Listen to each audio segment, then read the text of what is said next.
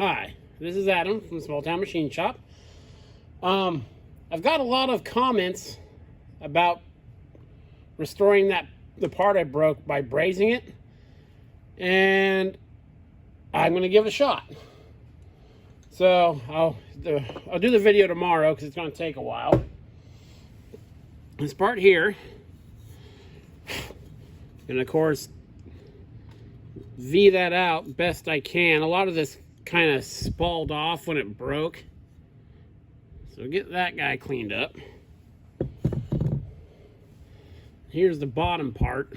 It has this ring still on it, and that ring is actually going to really help me out, I think. Here's the two pieces, and as you can see, I wasn't gentle when it came to taking these off. What I basically did is drilled a hole, making sure not to hit the shaft, and then split them apart. So that's quite a gap, but with this ring as a backer, of course, I'll have to heat the ring pretty good to give it so it doesn't act as a heat sink. You know, it's actually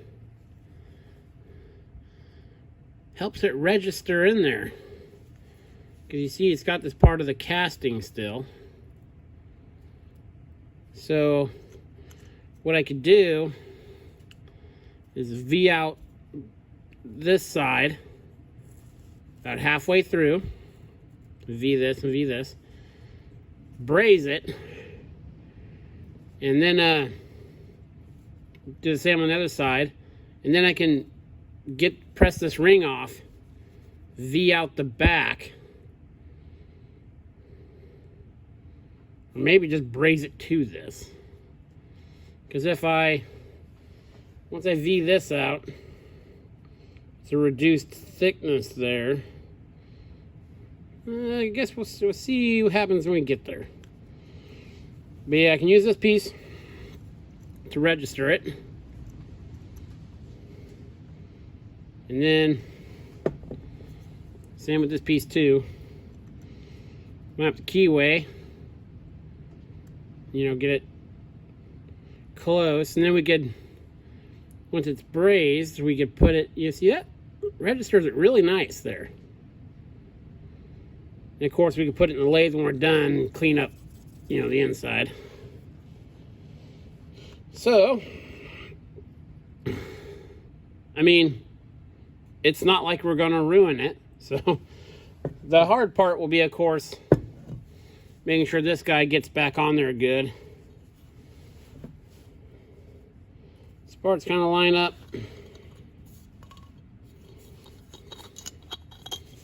Like this, they're inset a bit.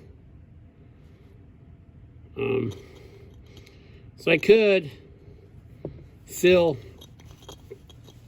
what I would probably do is kind of fill that gap there with braze. There's still quite a bit, well, comparatively speaking, quite a bit of meat there. So I could grind V that out and put a nice fillet on the inside.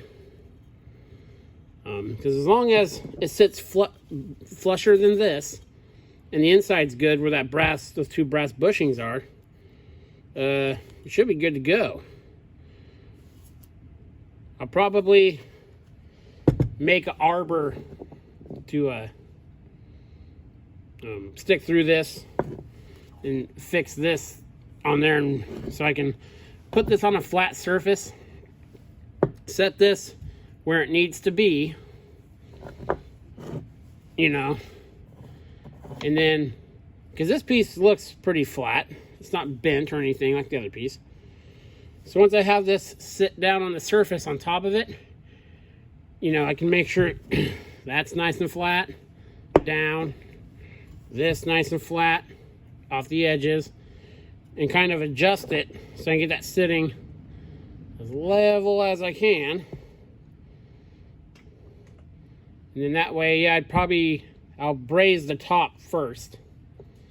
And then underneath, that nice V, I'll just sop the braze in there. Now, when it comes to brazing sintered metal, and some castings too, it seems to be more with sintered metal. It wants to almost wick away and not wet as easily as if you're brazing, like, well, most cast irons and stuff. It seems mostly with sintered stuff. It almost wants to, you know, like a sponge, absorb, depending on how porous it is, how dense the technical stuff is, you know. So I find you really want to watch the heat as far as not getting it too hot. It seems to, you know, the bigger the area it heats around it, the more it tends to wick. So yeah, tomorrow we'll give this guy a shot. Again, we have nothing to lose. And actually, now that I was looking at this ring part, and really, I mean, there's going to be a lot of braze holding these two together. But again, there's not a lot of stress on this part, so yeah, that's what we'll do. This is Adam from the Small Town Machine Shop. Please comment, like, and subscribe, and thanks for watching.